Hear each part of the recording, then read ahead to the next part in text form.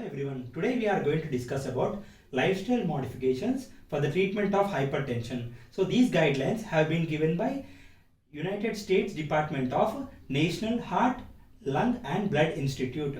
They have given a dietary pattern that is called as DASH diet. So what is DASH diet? DASH diet means dietary approaches to stop hypertension. So what does the guidelines contain? These guidelines contain 5 parameters. What are these 5 parameters? The first one is diet. Second one is salt intake reduction, that is reduction of salt intake. Third one is physical activity. Fourth one is weight loss. And fifth one is alcohol intake reduction or moderation of alcohol in patients with hypertension. So first, what approaches should be contained in diet? Diet must be balanced and it must be flexible. Diet must not contain high fats or high fatty foods. It should not contain saturated or trans fats. These foods must be limited. Foods with high fat content, foods with high saturated fats must be limited, whereas fruits and vegetables must be taken in more quantities. Fruits and vegetables must be taken in more quantities. Along with this, one parameter must be taken into account, that is potassium. Foods which are high in potassium are good for hypertensive patients in their dietary control, but patients those who are taking the following drugs, that are ACE inhibitors, that is angiotensin converting enzyme inhibitors, and ARBs and diuretics, must see that they do not enter into stage of hyperkalemia by taking over quantities of potassium containing foods.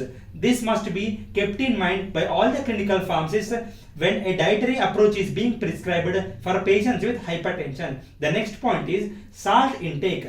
Salt intake must be reduced in patients with hypertension. So how much salt must we restrict?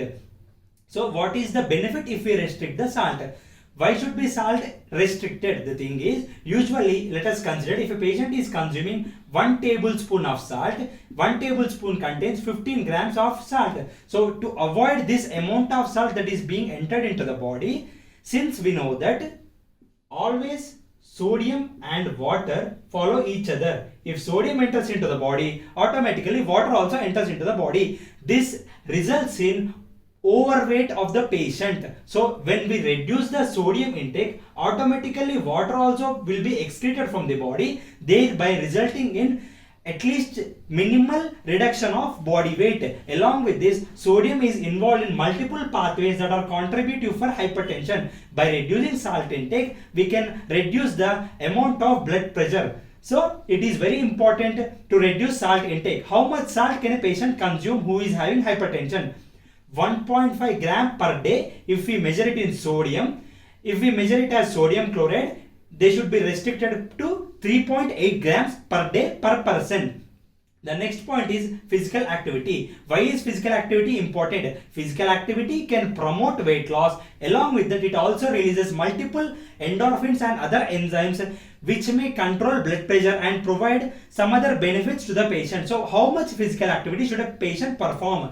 Minimum of 90 minutes to 150 minutes per week. That means at least 30 minutes of physical activity on alternate days. 30 minutes of physical activity and alternate days can promote reduction in blood pressure. These exercises or physical activity must involve aerobics and resistance training exercises. The next thing that comes into account is weight loss.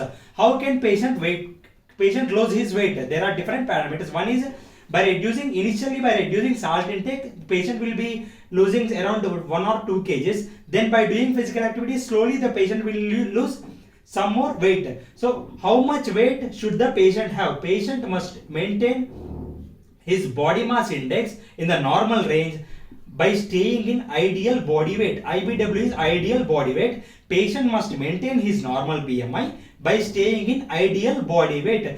This allows us to reduce at least of 5 millimeters of mercury, 5 mmHg reduction of blood pressure in the patient. The next thing is reduction of alcohol intake. How much alcohol must be limited to the patient? Minimum of less than 2 drinks per day in men, whereas in women the drinks must be less than 1 per day in patients. When a patient follows all these lifestyle modifications, there are many chances of reducing blood pressure. That is, majorly systolic blood pressure will be dropped by at least of 10 millimeters of mercury when they follow all these lifestyle modifications. Thank you.